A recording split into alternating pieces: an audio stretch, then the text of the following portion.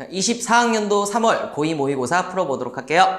자, 1번 문제는 신소재에 대한 문제입니다. 신소재 하면 뭐 반도체도 있었고 초전도체, 그 다음 나노물질, 그 다음 생체 모방기술 이런 것들이 있었지. 자, 그 중에 어떤 연구소에서 만든 게 바로 탄소 원자로 이루어진 그런 신소재를 이렇게 만들게 되었는데, 탄소로만 되어 있는 거 흔히 알고 있는 게 다이아몬드와 흑연이지. 다이아몬드는 4개의 공유결합을 모두 하기 때문에 전기 전도성이 없지만, 흑연은 층상구조로 이루어져 있고, 그리고 3개의 공유결합을 하기 때문에 남는 전자가 이제 전기 전도성을 갖게 해주는 그런 비금속 중에 유일한 전기 전도성이 있는 물질이 흑연이었죠.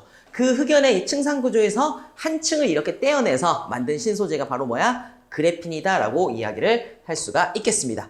이 그래핀은 일단은 강도도 매우 우수하고 열과 전기 전도성은 좋고, 그 다음 매우 얇게 만들 수 있어서 빛을 통과할 수 있기 때문에 휘어지는 디스플레이 이런 데에 이용할 수가 있었지. 다만 대량 생산이 어렵고, 그 다음 그래서 비용이 비싸죠. 그리고 전기적 성질을 변화시키기가 어렵다, 이런 단점 등이 있었습니다. 어쨌든 여기에서 말하는 신소재는 흑연의 층상구조에서 한 층을 제거한 그래핀이라고 할 수 있겠네요.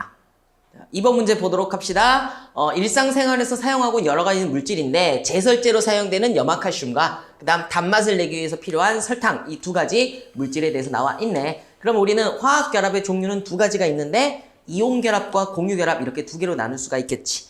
자, 그래서 여기서는 칼슘 양이온 2+, 그리고 염화이온 -1가 음이온, 즉 양이온과 음이온이 결합한 이온결합 물질이다. 따라서 개수비가 1:2니까 전하량은 2:1. 기억나시죠? 개수비와 전하량은 반비례 관계, 전하량이 2:1이니까 개수비도 1:2로 이렇게 결합한다라는 거 알아두시고, 그 다음 탄소, 수소, 산소로만 이루어져 있는 이런 공유결합 물질, 비금속으로만 되어 있는 공유결합 물질 2가지로 나타낼 수 있습니다. 따라서 기억은 금속 양이온과 비금속 음이온이 결합한 이온결합 물질이 되겠고, 그 다음 니은 수용액은 전기전도성이 있다. 설탕 수용액은 전기전도성이 없죠. 우리는 전기전도성 하면은 금속 같은 경우에는 고체와 액체 모두 전기전도성이 있고, 그 다음 이온결합 물질은 고체에선 전기전도성이 없지만 액체 또는 수용액 상태에서는 이온들이 자유롭게 이동할 수 있기 때문에 전기전도성이 있다라고 이야기를 하지. 하지만 공유결합 물질들은 고체나 액체나 수용액 상태에서 모두 전기전도성이 없다라고 이렇게 이야기를 할 수가 있겠네. 그래서 설탕은 공유결합 물질이기 때문에 수용액에서도 전기전도성이 없는데, 그때 예외가 있었죠. 예외. 공유결합 물질이지만 전기전도성이 있는 녀석들, 첫 번째는 HCl과 같은 염산 또는 여러 가지 산들, 염산, 황산, 탄산, 아세트산들, 얘네들은 수용액에서 물에 녹아서 수용액에서 양이온과 음이온으로 나눠지게 되지. 그리고 암모니아, 물에 녹아서 암모늄 이온과 수산화 이온으로 이렇게 나누어지기 때문에 이 둘은 예외적으로 공유결합 물질이지만 어디에서? 수용액 상태에서, 액체라고 하면 안 돼. 수용액 상태에서 전기전도성이 있는 공유결합 물질이다 라고 이야기를 할 수가 있겠죠. 그 다음 디귿. 이 제설제로 사용하는 염화칼슘 우리가 참 많이 사용하는데 환경적인 문제가 있습니다. 첫 번째는 토양을 오염시킬 수가 있고요. 그 다음 2번째는 자동차의 부식을 촉진시킬 수가 있게 되겠지. 따라서 이거를 대체할 수 있는 친환경 제설제가 필요하다. 그거에 대한 연구가 필요하다라고 이야기를 할 수가 있습니다. 자, 따라서 정답은 기억과 디귿이라고 하겠네요. 3번 문제입니다. 화학의 유용성과 관련된 문제지. 그래서 화학의 유용성 하면은 식량 문제 또는 의료 문제 또는 주거 문제에 화학이 아주 깊이 관여해 있다라고 이야기를 할 수 있지. 자, 첫 번째는 식량 문제 해결에 관련된 건데, 공기 중에 어떤 녀석과 수소기체를 이렇게 반응을 시키는 거죠. 그래서 이 녀석과 수소기체를 반응시켜서 암모니아를 이렇게 만든다 라고 여기에 나와 있습니다. 암모니아 화학식은 NH3니까 수소가 여기 있으면 뭐가 있어야겠어? 당연히 질소가 이렇게 와야 되겠죠. 그래서 공기 중에 많은 질소로부터 수소와 반응시켜 암모니아를 만들어냈고, 이 암모니아가 이제 합성비료를 대량 생산할 수 있으면서 식량 문제를 해결했다라고 할 수 있습니다. 개수 맞추면 뭐 어렵진 않지. 여기가 3이고 여기가 2라는 거 알고 계실 거고요. 그 다음 과학자들은 석유로부터 최초의 합성 의류인 뭐가 만들었어? 나일론을 이렇게 만들게 되었죠. 그래서 이 합성 섬유가 대체되면서 기존의 천연 섬유의 단점인 강도가 약하다든지 쉽게 해이해진다든지 이런 것들을 이제 대체할 수 있게 되었습니다. 즉 합성섬유의 장점으로는 강도가 좀 더 세고, 자, 그 다음 대량 생산이 가능하면서 비용이 싸게 이렇게 책정이 된다라고 이야기를 할 수가 있겠지. 다만 단점으로는 흡습성이 작다. 흡습성이 천연섬유보다 좋지 않다라고 이렇게 이야기를 할 수가 있게 되겠네요.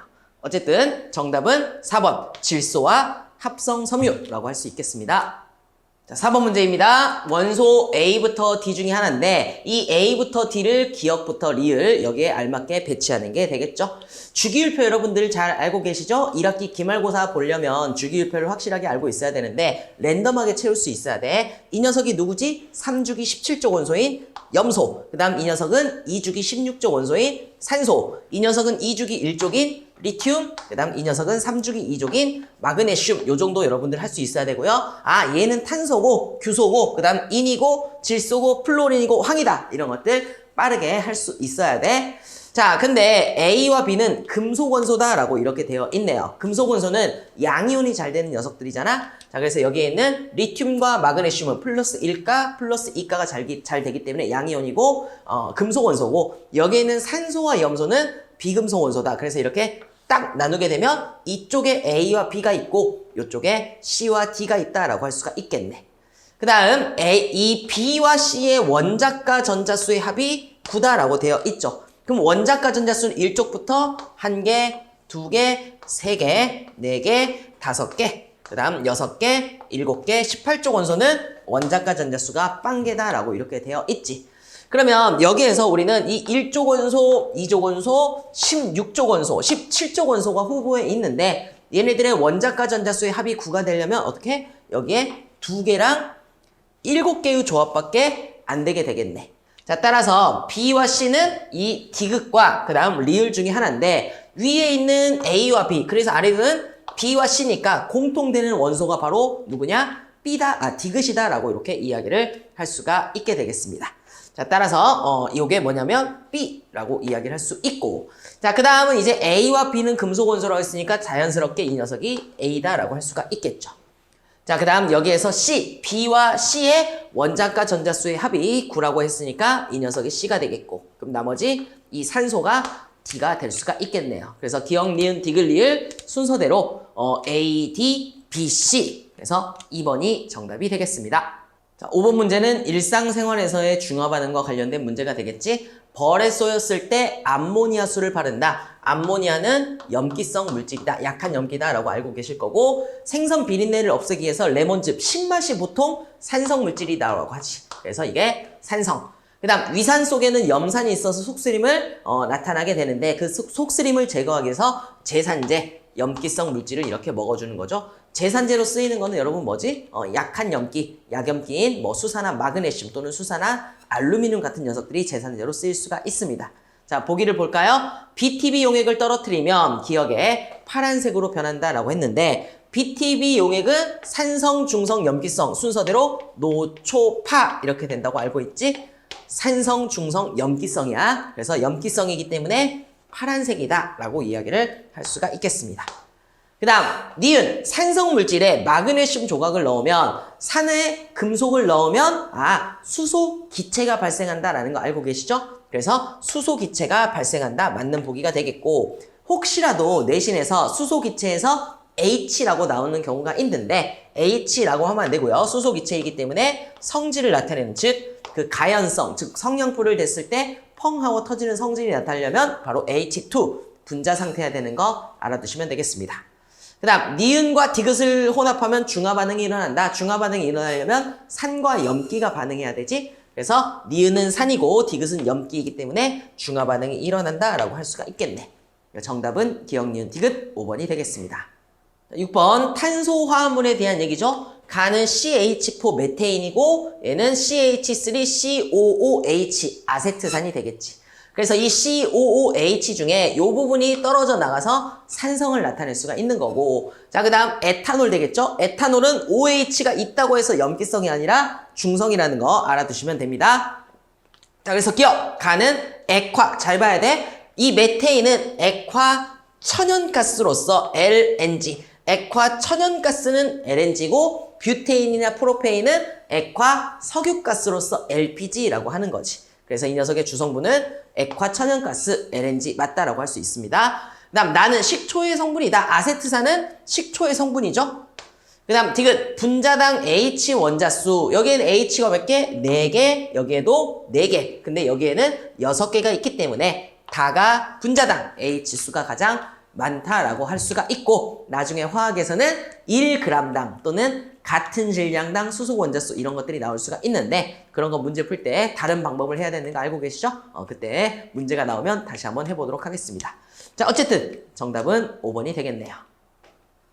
7번 빅뱅 이후 초기 우주에서 상승된 입자 가와 나에 대한 얘기가 되겠습니다. 자, 얘는 양성자 2개, 중성자 2개가 있죠? 뭐 이거 다 알고 있는 내용이지? 그 다음 양성자 2개, 중성자 2개, 전자 2개로 이렇게 되어 있네. 그러면 이 녀석의 이름이 뭐야? 원자 번호 2번에 중성자 2개, 양성자 2개로 되어 있는 헬륨 원자 핵. 그 다음 헬륨 원자 핵의 전자가 2개가 결합해서 전기적 중성으로 존재하는 헬륨 원자. 원자 핵이냐 원자냐 이거 구별하는 거 참 많이 나왔었잖아. 자, 그래서 보기를 보도록 할게. 일단은 누가 봐도 이 녀석은 전자다라고 이야기를 할 수가 있을 것이고, 가는 원자 핵만 있기 때문에 헬륨 원자 핵이다라고 이야기를 할 수가 있습니다. 참 많이 나왔던 게 원자 번호 2번인 헬륨 원자 핵이 먼저 만들어지니 아니면은 원자 번호 1번인 수소 원자가 먼저 만들어지니, 이거 참 많이 나왔잖아.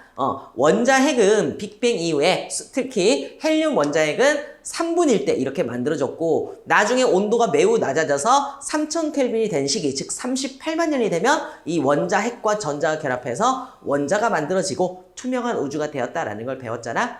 자, 따라서 나는 언제? 헬륨 원자니까 38만 년일 때 이렇게 만들어지고, 헬륨 원자 핵은 3분일 때 양성자와 중성자의 개수비가 7대1로 존재할 때 그때 만들어졌다라고 이야기를 할 수가 있겠지. 그래서 가가 나보다 먼저 만들어졌다라고 하겠습니다. 정답은 기억과 니은 되겠네요.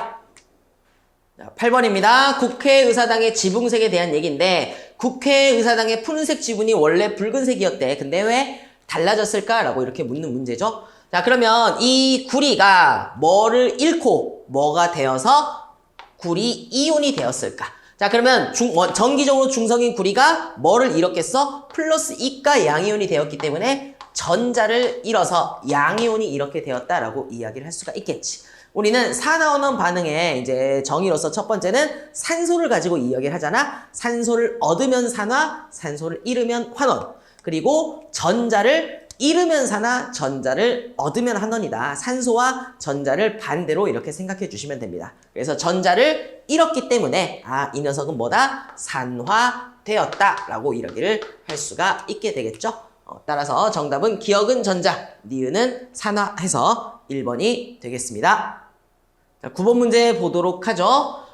두 가지의 화학결합 모형인데 이온결합이고 공유결합이 전자배치 모형으로 나와 있습니다. 그럼 이 녀석이 실제 누구인지 한번 찾아보면, 자, 이 얘는 첫 번째 껍질에 2개, 두 번째 kop질에 8개, 현재 전자가 10개가 있잖아. 그러면 이게 이 플러스라는 부호가 없다면 원자 번호는 양성자수, 전자수와 같으니까 원자 번호 10번이다 라고 할 수 있는데, 플러스 1가 양이온인 거죠.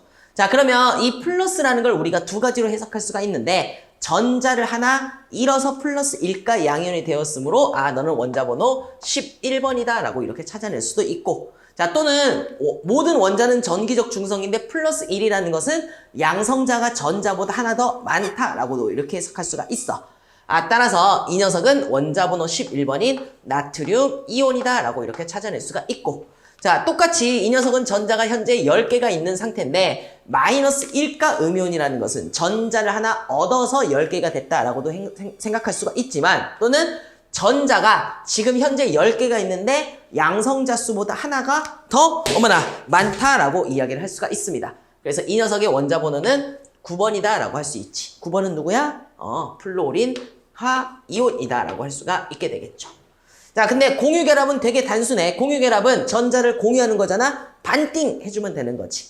그래서 너는 전자 하나 얘 거니까 1번 수소가 되겠고, 이 녀석도 네 거니까 원자 번호 1번 수소가 되겠습니다.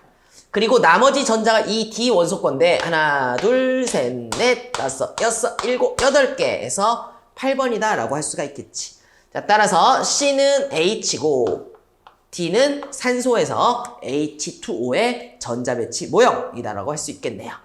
자, 그러면 기억. B의 원자가 전자수 플로린 하면 뭐 생각해야 돼? 2주기 17족 원소로서 원자가 전자수는 7이다 라고 할 수 있고, 그 다음 A와 C는 같은 족 원소이다. A는 3주기 1족 나트륨, 그 다음 수소는 1주기 1족 원소로서 원자가 전자수가 같기 때문에 같은 족 원소이다 라고 이렇게 이야기를 해야 되겠지. 그때 주의할 거는 성질이 비슷하다 라고 하면은 안 돼. 같은 족 원소라고 해서 무조건 성질이 비슷한 게 아니라 일족만은 수소를 제외한 일족 알칼리 금속들끼리만 성질이 비슷하고 그냥 원자과 전자수가 같고 같은 족 원소다 라고만 해야 됩니다. 그 다음 디귿 D2 분자에서 공유하는 전자쌍수는 1이다 라고 했는데 이 D는 산소로서 2주기 16족 원소잖아. 원자과 전자가 6개야. 그럼 얘네들은 비활성 기체의 전자 배치를 갖기 위해서는 전자가 2개가 필요하고, 따라서 산소 원자끼리 2개씩 공유 결합을 이렇게 형성을 하게 되겠죠. 2개씩 전자를 내놓아서 2개의 전자쌍을 공유한다. 즉 이중결합. 이중결합하면서 공유 전자쌍수는 2개다 라고 이야기를 할 수가 있겠습니다. 자, 따라서 정답은 기억과 니은만 되겠네요. 10번 알칼리 금속에 대한 얘기가 되겠습니다. 학생 A가 리튬, 나트륨, 칼륨 1족 알칼리 금속의 성질이 어떠한지 실험을 하는데 아직 가설을 알려주진 않았어요. 자, 그래서 먼저 물이 들어있는 3개의 비커에 쌀알 크기의 리튬, 나트륨, 칼륨 조각을 이렇게 집어넣어 주는 거지. 자, 이 알칼리 금속은 물과 격렬하게 반응하잖아. 그 결과를 확인하기 위해서 페놀프탈레인을 이렇게 집어넣습니다. 그랬더니 어떤 결과가 나타나? 페놀프탈레인이 붉게 변하게 되지. 페놀프탈레인은 산성과 중성에서는 무색이지만 염기성과 만나면 붉은색이 된다라는 걸 확인할 수 있습니다. 따라서 염기성이 되었기 때문에 붉은색이구나. 반대로 붉은색이 되었기 때문에 알칼리 금속과 물이 반응한 그 결과물은 염기성을 나타내는구나 라는 걸 확인할 수 있어. 그 가설이 옳다라고 이렇게 나와 있는 거죠. 따라서 기억, 리튬, 나트륨, 칼륨을 물과 반응시키는 수용액은 염기성이다. 요런 가설이 기억으로 적절하다라고 할 수 있겠고, 그 다음 니은 가에서 금속은 산화된다. 자, 일단은 여러분 생각해 보시면 나트륨이나 리튬이나 칼륨 같은 녀석이 물과 이렇게 반응을 하게 되면 염기성 물질이 되는 게 수산화 나트륨이 만들어지기 때문이잖아. 그리고 추가로 수소 기체가 이렇게 만들어진다라고 할 수 있지. 그래서 원자수 일치시키면 여기에다가 2분의 1 집어넣으면 되기 때문에 정수로 바꿔주면 이렇게 된다라고 할 수가 있어요. 그러면 여기에서 금속이 산화되는지 환원되는지를 판단할 수 있어야 되는데, 첫 번째 산소와 결합했으니까 산화된다라고도 이야기를 할 수가 있어. 또는 중성의 이 나트륨이 여기 있는 수산화 이온 마이너스와 결합하기 위해서 플러스 1가 양이온이 되면서 전자를 잃어서 산화되었다라고 이렇게도 이야기를 할 수가 있습니다. 자, 근데 좀 공부한 학생들은 어차피 금속은 반응하지 않을 때는 중성 원자 상태이고 반응을 하면은 무조건 양이온이 되는 게 금속이잖아. 따라서 이런 화학 반응식을 쓰지 않더라도 금속은 어쨌든 화학 반응을 하면 양이온이 될 거야. 전자를 잃을 거야. 산화될 거야 라는 것을 빠르게 판단할 수도 있을 겁니다. 자, 따라서 니은도 맞는 보기가 되겠네요. 그 다음 디귿 가 과정 후 수용액은 모두 같은 음이온이 들어있는데 여기에서 염기성을 나타내는 게 이것 때문이잖아. 그래서 우리는 화학식에서는 이렇게 쓰지만 실제로 얘네들이 물에 녹아있으면 Na 플러스와 OH 마이너스로 이렇게 존재하게 되는 거죠. 이것 때문에 염기성이 나타나는 거잖아. 근데 나트륨 대신 리튬을 써도 리튬 이온이 존재할 거고, 그 다음 칼륨을 써도 이렇게 양이온의 종류는 달라지겠지만 음이온의 종류는 염기성을 나타내는 OH 마이너스 수산화 이온만 있을 거다라고 생각할 수가 있겠네요. 정답은 그래서 기억, 니은, 디귿 되겠습니다. 11번 문제 되겠습니다. 고체 염화나트륨의 모형인데 누가 양이온이고 누가 음이온인지 확인할 수 있을까? 나중에는 확인할 수 있어야 돼. 일단은 이온의 크기로 확인할 수가 있는데, 여러분 여기에서 보시면 나트륨 NaCl이잖아. NaCl. 그래서 얘는 플러스 1가 양이온이고 마이너스 1가 음이온이 됩니다. 그때 이 나트륨은 전자를 하나 잃어서 2주기 비금속 기체인 비활성 기체인 네온과 같은 전자 배치가 되고, 비금속 원소에는 같은 주기에 있는 아르곤과 같은 비활성 기체가 되는 거잖아. 그래서 얘는 2주기 18족 원소와 같이, 얘는 3주기 18족 원소와 같이 되기 때문에 여기에서는 Cl-의 크기가 Na+보다 크다라고 이야기를 할 수가 있어. 그래서 굳이 여기서까지 비교할 필요는 없는데 여기서 보면은 E가 Cl 마이너스 D가 Na 플러스다라고도 확인할 수가 있습니다. 근데 이게 중요한 게 아니라 우리는 얘네들을 물에 녹았을 때 이 이온들이 플러스 또는 마이너스로 이동하는 방향을 통해서 이 녀석들이 어떤 이온인지를 확인할 수 있어야겠죠. 그래서 기역 이온은 플러스 극으로 이동하기 때문에 음이온인 Cl 마이너스 염화 이온이다라고 할 수 있고, 그 다음 니은 이온은 마이너스 극으로 이동하기 때문에 양이온인 나트륨 이온이다라고 이야기를 할 수가 있습니다. 자, 이때 뭐 통화학과에서도 그렇고 고위화학원에서도 가끔 나오는 게 우리 이온 결합 물질은 전자를 주고받으면서 양이온과 음이온이 만들어지는 거잖아. 그래서 주고받아 요거에 많이 핵심을 주게 되는데 무슨 문제냐면 고체 염화 나트륨이 이렇게 액체 상태가 될 때, 액체가 아니라 물에 녹아서 수용액이 될 때 또는 액체 상태가 될 때 전자를 주고 받는다라고 이렇게 표현하면 안 돼요. 다시 고체 염화 나트륨이 액체 또는 수용액 상태가 될 때 전자를 주고받는다라고 하면 안 돼. 이미 고체 상태일 때 전자를 주고받아서 이온 결합 물질이 만들어지는 게 끝났어. 여기에선 그냥 양이온과 음이온이 분리가 되는 겁니다. 그래서 많은 문제에서 고체에서 액체 또는 수용이 될 때 전자를 주고받는다라고 하는데 그때는 이미 전자를 주고받은 게 끝났기 때문에 요때 요 표현을 쓰면 안 된다라는 거 알아두시고, 그러면 보기 볼게요. 기억, 동그라미 기억은 Cl- 맞고 NaCl 수용액은 전기 전도성이 있다라고 이렇게 이야기를 할 수가 있습니다. 고체 상태에서는 이온들이 자유롭게 이동하지 못하기 때문에 전기 전도성이 없지만 수용액 또는 액체 상태에서는 얘네들이 자유롭게 이동할 수 있기 때문에 이온들이 자유롭게 이동할 수 있기 때문에 전기 전도성이 좋다라고 할 수 있겠지. 하지만 포도당과 같은 공유결합 물질은 원래 전기적 중성 분자이기 때문에 물에 안 녹는 게 아니라 물에 녹는 공유결합 물질도 있고 물에 녹지 않는 공유결합 물질도 있는데 그 중에 공유결합 물질은 고체든 액체든 수용액 상태든 전기 전도성이 없다라고 하겠습니다. 그래서 이 녀석은 이온결합이고 이 녀석은 공유결합이니까 화학결합의 종류가 다르죠? 그리고 앞에 문제 몇 번인지 기억이 안 나는데 공유결합 물질에서도 또는 공유결합 물질에서도 수용액 상태에서 전기 전도성이 있는 물질 HCl과 같은 여러 가지 산들이다. 아니면은 암모니아 같은 녀석들은 공유결합 물질이지만 수용액 상태에서 전기 전도성이 있다라고 하겠습니다. 자, 그래서 정답은 기억과 니은 되겠네요. 자, 13번 문제 보겠습니다. 원소 W부터 Z의 원자가 전자수와 전자가 들어있는 전자 껍질수의 차이에 절대값을 이렇게 주어졌고 그 원소들 중에 하나는 리튬, 플로린, 나트륨, 염소 중에 하나다라고 이렇게 되어 있네요. 자, 그러면 얘네들 각각 원자가 전자수와 전자 껍질수 빠르게 세볼게. 일단은 원자가 전자수는 얘는 그냥 주기와 족으로 할까? 2주기 1족 원소 되겠고 이 녀석은 2주기 17족 원소 되겠고 몇 주기야? 3주기 1족 원소. 선생님보다 빨리 나와야겠지? 염소는 3주기 17족 원소가 되겠습니다. 그래서 원자가 전자 7개 이렇게 되겠죠. 어차피 절대값이니까 어디서 빼든 상관이 없지? 그래서 여기에서 이거 빼면은 1이고 그 1로 절대값이 나타나는 것은 리튬이다 라고 찾아내면 되고 그 다음 2인 것은 요거네 나트륨, 그 다음 4인 것은 요 녀석이네요 염소, 그 다음 5로 나타나는 것은 플로린. 이렇게 간단하게 찾아낼 수가 있겠습니다. 그러려면 주기율표 확실히 암기하셔야겠죠? 1학기 기말고사는 주기율표와 주기적 성질, 여기서는 주기율표를 반드시 확실하게 암기할 수 있어야 고득점을 맞을 수가 있게 되겠지.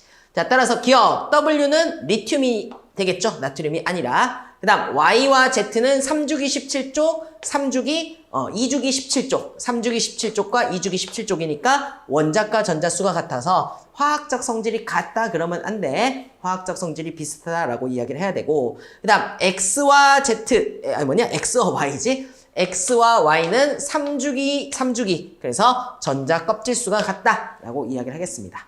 정답은 니은과 디귿 되겠네요. 14번 문제입니다. 계속 통합과학 문제만 나오다가 이제 화학원 문제가 나왔는데 자 25도씨 1기압에서 액체 A 100ml가 비커에 들어있는데 이 녀석의 몰수를 구하기 위해서 필요한 자료 요거를 물어보고 있네요. 우리는 몰수를 이렇게 계산하기 위해서는 어떻게 나타내면 되냐? 만약에 입자수가 나와 있다면 1몰의 개수인 아보가드로 수로 이렇게 나눠주면 되는 거고 자, 또는 얘네들의 질량이 이렇게 나와 있다면 화학식량, 1몰의 질량에 해당하는 화학식량으로 이렇게 나눠주면 되겠지. 만약에 이 녀석의 부피가 이렇게 나와 있다면 1몰에 해당하는 부피, 이걸로 이렇게 나눠주면 됩니다. 자, 어쨌든 첫 번째 여기에서는 부피 100ml라고 나와 있으니까 개수가 아니므로 이걸로 사용할 수는 없겠고요. 자, 이때 주의할 건 부피가 나와 있으니까 1몰의 부피로 나눠주면 되겠네 라고 생각할 수도 있는데 이때 이 녀석도 여기서 사용할 수가 없지. 왜냐면 이 부피로 나타내는 것은 반드시 기체 상태에만 되는데 얘는 액체 상태이기 때문에 1몰의 부피가 다른 기체들의 부피와 같다라고 이야기할 수가 없게 되는 거잖아. 그치? 자, 따라서 우리는 이 질량을 1몰의 질량인 화학식량으로 나눠줘야 되는데 문제는 뭐냐면 부피가 나와 있거든, 부피. 자, 따라서 이 부피를 어떻게 질량으로 이렇게 바꿔줘야 됩니다. 그러려면 이때 필요한 자료가 뭐야? 밀도가 되겠죠. 자, 부피를 질량으로 바꾸려면 밀도를 곱해줘야 돼, 나눠줘야 돼? 밀도는 부피분의 질량이니까, 질량은 밀도 곱하기 부피다 해서 이 부피를 질량으로 바꾸기 위해 필요한 자료가 첫 번째 밀도가 이렇게 될 수가 있고, 그리고 두 번째 이 A 물질의 1몰의 질량인 화학식량, 요거를 알고 있어야 요 안에 들어있는 몰수를 계산할 수가 있겠죠. 무조건 부피 나온다고 1몰의 부피로 나눠주면 안 돼. 기체 상태라는 거 반드시 확인을 해줘야 됩니다. 자, 따라서 화학식량 필요하고 밀도 필요하다. 하지만 기체 상태가 아니기 때문에 1몰의 부피는 필요 없다. 정답은 기억과 니은만 되겠습니다. 15번 되겠네요. 지각과 생명체를 구성하는 물질, 그 중에 가장 많은 건 뭐야? 공통적으로 2주기 16족 원소인 산소가 공통적으로 가장 많다라고 할 수 있어. 그러면 지각과 생명체의 두 번째로 많은 원소는 14족 원소인 규소와 탄소가 되는데 지각의 두 번째로 많은 원소는 규소고 그 다음 생명체의 두 번째로 많은 건 탄소잖아? 그럼 누가 지각을 구성하는 원소고 누가 생명체를 구성하는 원소인지 알아야 되는데 일단은 우리는 생명체는 물이 가장 많고 그 다음 단백질, 지방, 탄수화물 이런 탄소화합물이 많잖아. 그래서 여기에 수소와 질소가 이렇게 세 번째, 네 번째로 차지하고 있기 때문에 생명체는 물이 가장 많아. 그래서 세 번째로 많은 게 수소다. 그리고 단백질에 필요한 게 질소다라는 걸 통해서 이 녀석이 생명체를 구성하는 요소, 즉 사람이다 라고 이야기를 할 수 있고 요게 지각을 구성하는 원소의 구성 비율이다 라고 할 수 있겠지. 자, 따라서 여기가 규소라고 할 수 있고 요게 탄소다라고 이야기를 할 수가 있습니다. 따라서 기억, X는 지각과 생명체의 공통으로 가장 많은 원소, 산소가 되겠고 그 다음 니은, Y는 규소로서 중금속 원소잖아. 그래서 반도체로 쓰인다라고 할 수가 있게 되겠지. 그 다음 Z원자, 탄소는 다른 탄소들과 다양한 결합을 하고 그리고 다양한 원소들과 공유 결합할 수 있기 때문에 그 종류가 셀 수도 없이 많게 되겠죠. 그래서 탄소와 탄소끼리는 단일 결합, 이중 결합, 삼중 결합 그리고 고리 모양의 이런 다양한 화합물을 만들 수 있고 탄소와 탄소끼리는 무한대로 결합할 수 있기 때문에 고분자 유기물을 만드는데 유리하다라고 할 수가 있습니다. 자, 따라서 사슬, 고리, 가지 달린 모양 등 다양한 이런 구조를 가질 수가 있다라고 할 수 있겠지. 누가? 탄소가. 자, 따라서 정답은 기억, 니은, 디귿 되겠네요.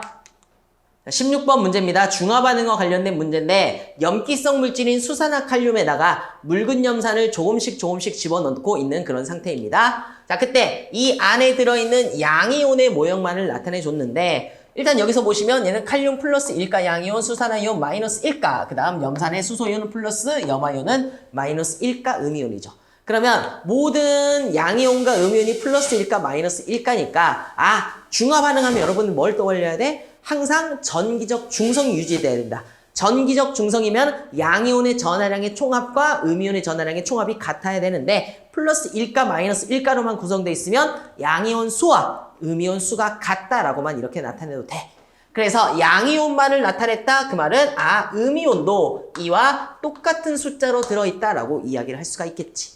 따라서 여기서 양이온이면 이 녀석이 양이온이니까 이 안에는 두 개의 K 플러스가 지금 현재 있는 상태다라고 하겠고요. 그리고 10ml 안에 두 개의 KOH가 있다라고 할 수 있지. 구경꾼 이온의 개수는 바뀌지 않으니까 구경꾼 이온의 개수가 농도, 그 안에 들어있는 실제 개수를 우리가 확인할 수가 있습니다.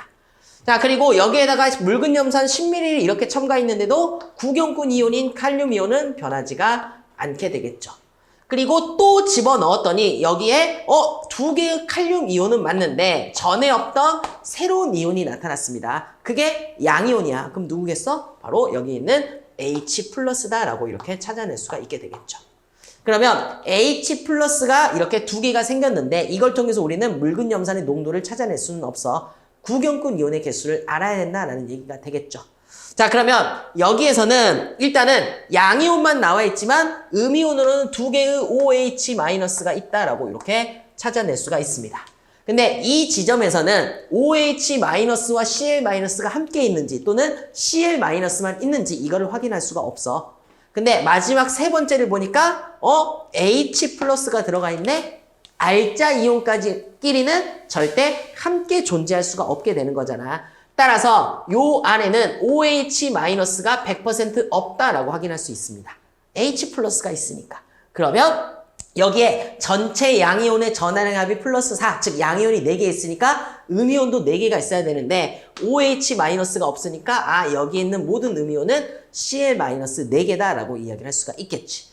이 4개의 음이온 Cl-가 몇 번에 걸쳐서 2번에 걸쳐서 들어갔으니까 이 녀석은 10ml당 2개씩 있구나라고 이렇게 판단할 수가 있습니다.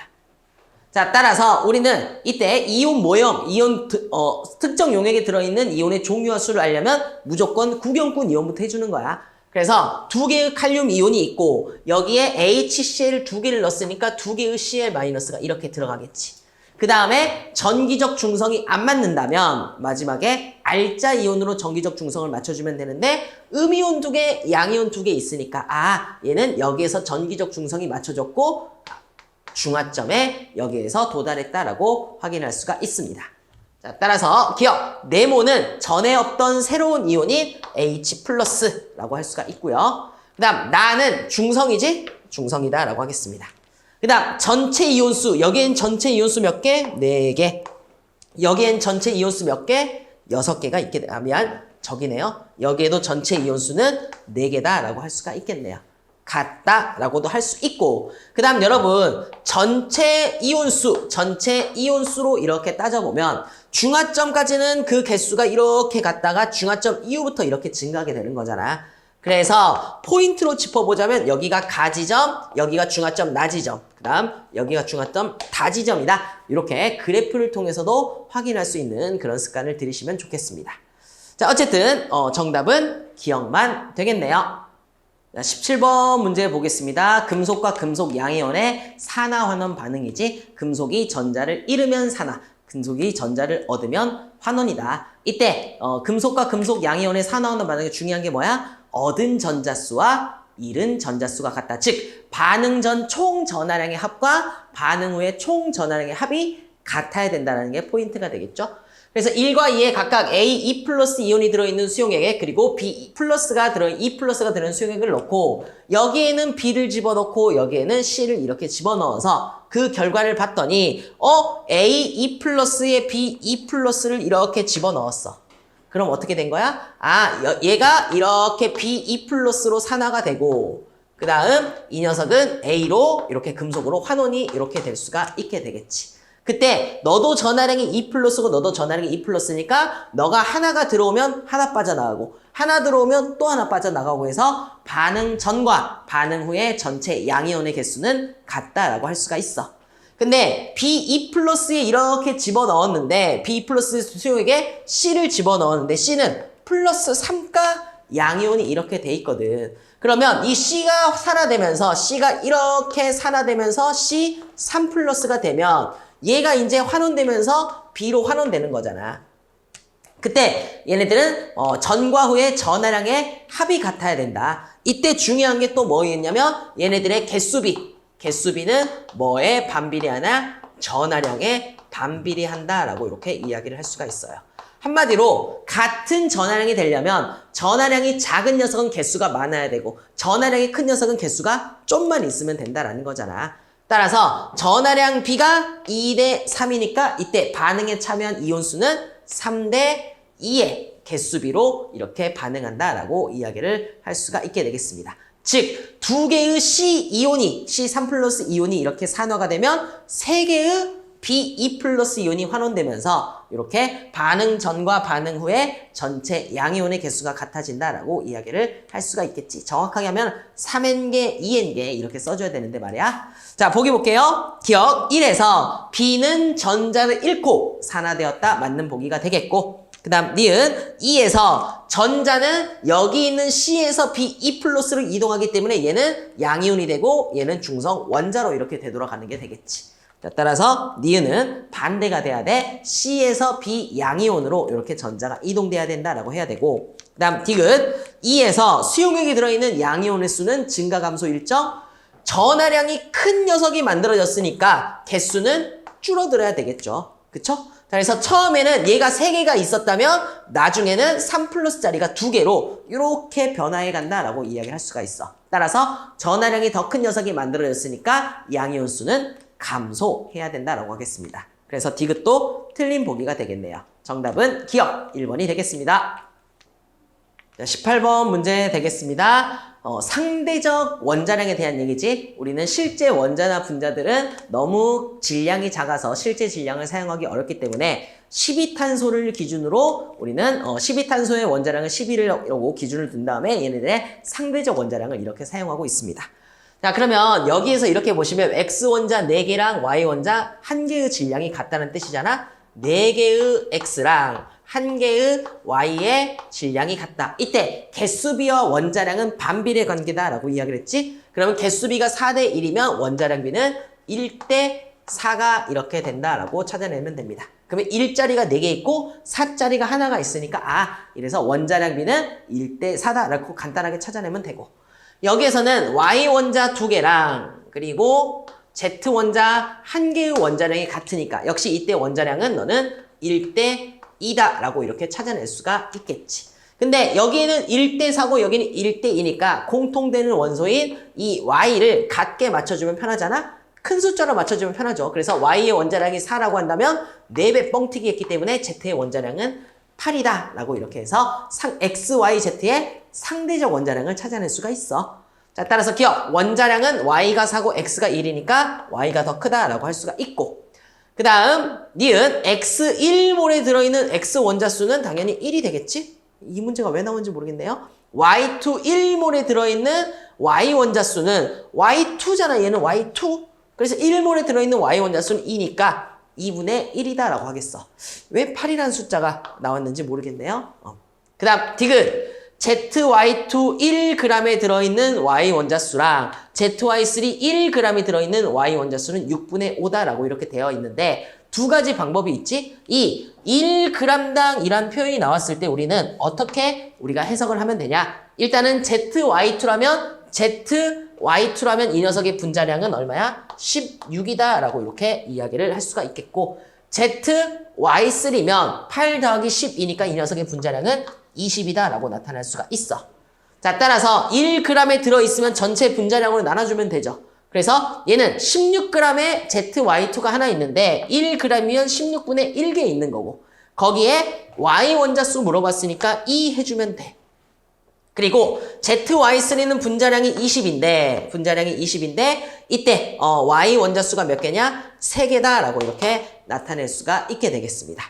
자, 그러면 얘네들 이렇게 간단하게 한번 해보면 어떻게 될까요? 40대 48, 40대 48 이렇게 나오겠습니다.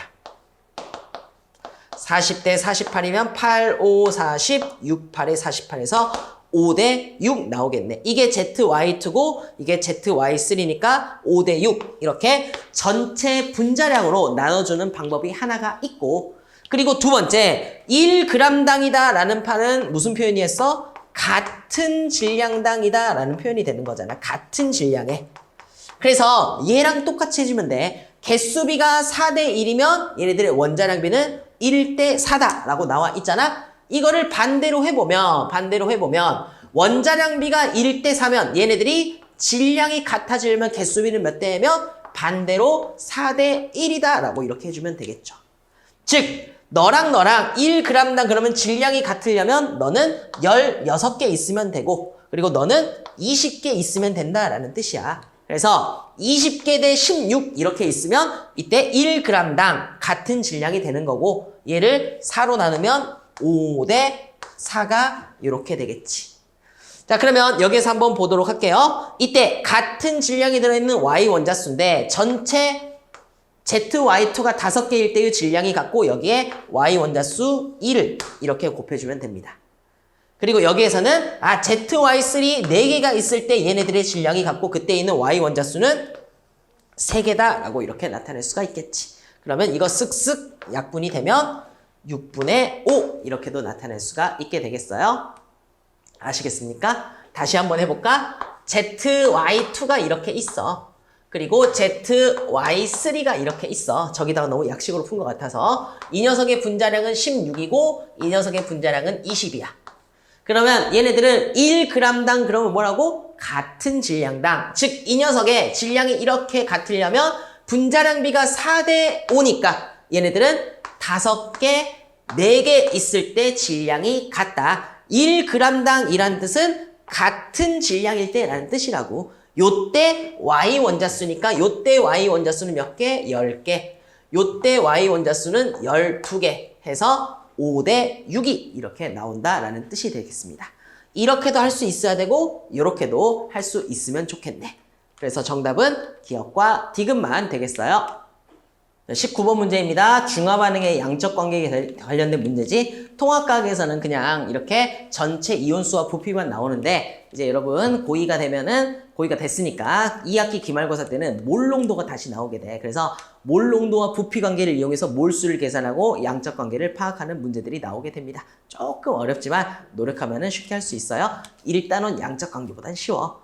자, 어쨌든 한번 보도록 합시다. HCl, NaOH 수용액을 부피를 다르게 했는데 얘네들은 각각 산성, 중성, 염기성 중에 하나다라고 이렇게 나타낼 수가 있게 될 거야. 그럼 우리는 잘 알다시피 중하점에서 가장 온도가 높다라고 이렇게 이야기를 할 수가 있는 거잖아. 따라서 여기에서 온도가 가장 높기 때문에 여기가 중하점이다라고 이렇게 이야기를 할 수가 있게 되겠네. 그러면 중하점에서 부피가 같으니까 농도가 같다라고 이렇게 이야기를 할 수가 있게 되겠죠.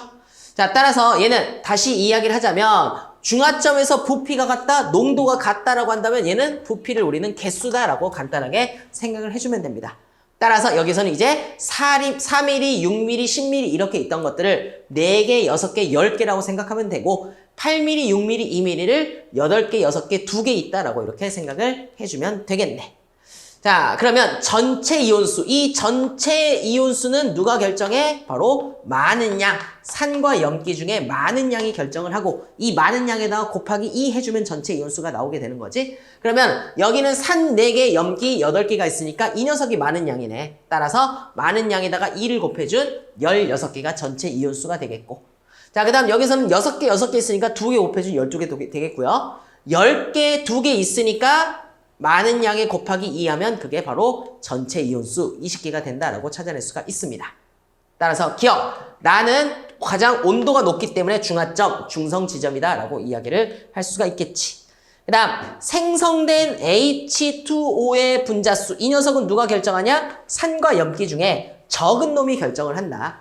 자, 따라서 많은 양은 가에서는 이 녀석이 결정했지만 그때 물의 양은 이 녀석이 결정하게 되는 거죠. 그래서 가에서는 물이 4개 만들어지고 그리고 염기가 더 많기 때문에 염기성이다 라고 할 수 있겠지. 여기서는 산이 더 많으니까 산성인데 누가 물의 양을 결정하냐? 이 녀석이 물의 양을 결정하게 됩니다. 그래서 적은 양만큼만 물이 만들어지기 때문에 가가 나의 2배다 라고 할 수가 있고 그 다음 X와 Y의 합은 24가 아니라 36이다 라고 이야기를 할 수 있겠네요. 따라서 정답은 기억만 되겠습니다. 20번 문제 보도록 할게요. 용기 가완하에 들어있는 기체에 대한 자료인데 원자량이 3대 4, 원자량 B는 뭐다? 원자량이다. 따라서 X의 원자량을 3, Y의 원자량을 4라고 했을 때 그럼 XY2의 분자량은 얼마가 되면 11 있다라고 이렇게 생각을 할 수가 있습니다. 그럼 W를 1g이다 라고 이렇게 이야기를 한다면 얘는 지금 몇 몰 있는 거야? 2몰 있다라고 이렇게 이야기를 할 수가 있겠죠. 2몰. 그때 Y 원자의 양. 그럼 이 녀석이 2몰이 있으면 Y 원자는 몇 개가 있어야 돼? 4개가 있어야 되잖아. 그래서 N은 2다라고 이렇게 생각을 하면 돼. W를 선생님이 1이라고 이렇게 놓는다면 얘가 2몰이 되는 거고 또는 내가 N을 1이라고 둔다면 즉 Y 원자가 2가 된다면 얘는 1몰이 되는 거잖아. 1몰. 그러면 이 W는 얼마? 2분의 1이다 라고 계산해서 11로 이렇게 맞춰서 풀면 되는 거야. 선생님은 이렇게 풀어볼 테니까 여러분은 1몰로 바꿔서 한번 풀어보도록 하세요. 자, 이렇게 있을 때, 즉, 그러면 Y 원자가 이렇게 4개가 있으려면 이 전체는 2몰이 있어야 된다. 2몰. 즉, 2몰이 있을 때 전체 원자 수는 몇 개가 돼? 6개로서 상대값과 실제값이 이렇게 일치하는 관계다라고 나타낼 수가 있게 되겠습니다.